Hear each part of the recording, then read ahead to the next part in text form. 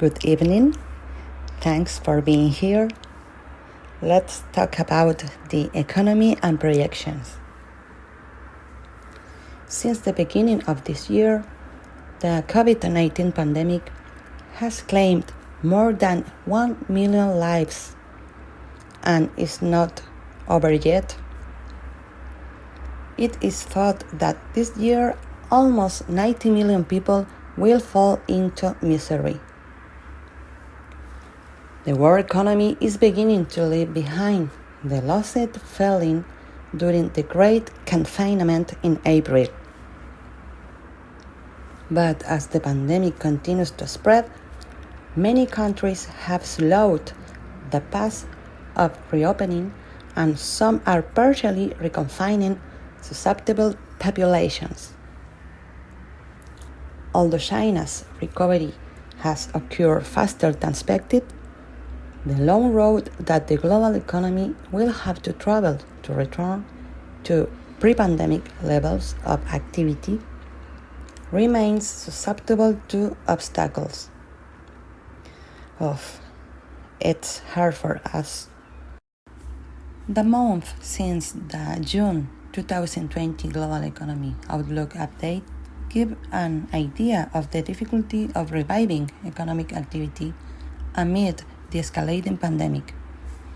In May and June, as many countries reopened their activities after the great confinement, the world economy began to recover from the loss to which it had fallen in April. However, as the pandemic spread and accelerated in some places, many countries slowed down the pace of reopening and some are returning to partial quarantines. Although China's faster recovery is a positive surprise, the global economy has a long uphill road ahead of it to regain pre-pandemic activity levels.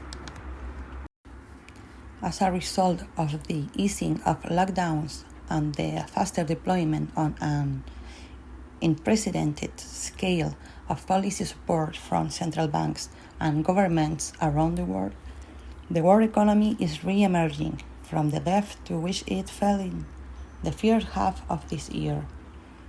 Employment has partly rebounded after having plummeted during the peak of the crisis. However, this crisis is far from over. Employment remains well below pre-pandemic levels, and the labor market has become even more polarized, with low-income workers, youth, and women the hardest hit. The way uphill will be long, uneven, and very uncertain. It is essential that, to the extent possible, fiscal and monetary support is not withdrawn prematurely. In our latest outlook for the world economy, we again project a deep recession in 2020. Global growth is projected to be minus 4.4%, an upward revision of 0.8 percentage points from our June update. This update is due a slightly less alarming result in the second half, as well as certain signs of a stronger recovery in the third quarter, which are partially offset by downward revisions in some emerging and developing economies. Growth in 2021 is projected to rebound to 5.2%, 0.2 percentage points below our June forecast. Except for China, where output is expected to exceed 2019 levels this year, output in both advanced economies and emerging market and developing economies is projected to remain below 2019 levels, even next year. Countries that are most dependent on contact-intensive service and oil exporters face a weaker recovery compared to manufacturing economies.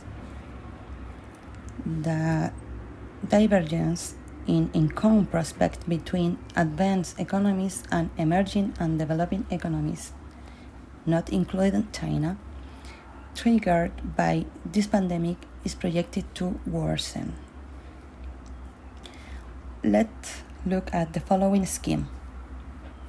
We improved our forecast for advanced economies in 2020 to minus 5.8%, followed in 2021 by a rebound in growth to 3.9%. We have revised the growth of developing and emerging market countries, excluding China, downwards with a projection of minus 5.7% in 2020 and a subsequent recovery in 2021 up to 5%. Thus, cumulative per capita income growth in developing and emerging market economies, excluding China, is projected to be lower in 2020-2021 than in advanced economies. This crisis is likely to cause permanent damage in the medium term, as labor markets will need time to recover. Uncertainty and balance sheet problems have slowed investment, and human capital will be affected by lost period of schooling. Following the rebound in 2021, global growth is expected to gradually slow to 3.5% in the medium term. Product loss in cumulative term relative to the projected trajectory before the pandemic is projected to grow from 11 trillion in 2020-2021 to 28 trillion in 2020-2025. This represents a serious setback for improvement of average living standards in all groups of countries. Much work remains to be done to ensure a sustained recovery. Greater international collaboration is necessary to end this health crisis. Great strides are being made in the development of tests, treatment, and vaccines. But only if countries work closely together will there be sufficient production and widespread distribution around the world. We estimate that if medical solutions become available more quickly and more widely than in our baseline scenario, global income in cumulative terms could increase by almost $9 trillion between now and 2025, increasing the income of all countries and reducing the income divergence.